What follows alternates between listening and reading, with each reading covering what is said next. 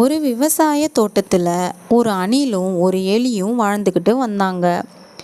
அது ஒரு சோளம் விளைவிக்கும் தோட்டங்கிறதுனால விளைவிச்ச சோளத்தை எல்லாம் பக்கத்தில் இருக்கிற ஒரு குடோனில் சேமித்து வச்சுருந்தாங்க.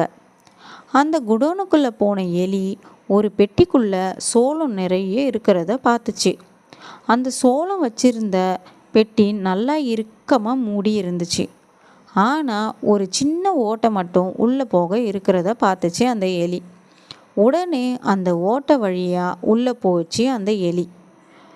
உள்ளே போன எலி நிறைய சோளத்தை ஃபுல்லாக சாப்பிட்ருச்சு. நிறைய சோளம் தின்னதால் அதோட வயிறு பெருசாக ஊதிக்கிடுச்சு. எலியோட வயிறு பெருசானதுனால அந்த எலி உள்ளே போன ஓட்டை வழியாக வெளியே வர முடியலை.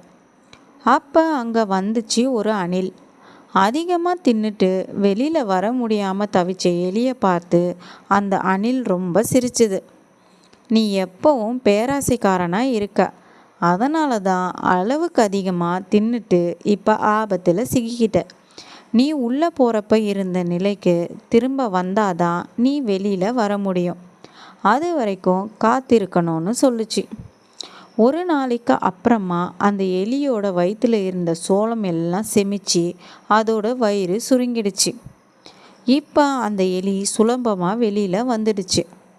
தன்னோட தவறை சுட்டி காட்டிய அணிலுக்கு நன்றி சொல்லுச்சு. பேராசை துரதிர்ஷ்டத்திற்கு வழிவகுக்கும். இந்த கதை உங்களுக்கு பிடிச்சிருந்ததுன்னா லைக் பண்ணுங்கள், ஷேர் பண்ணுங்கள், சப்ஸ்கிரைப் பண்ணுங்கள்.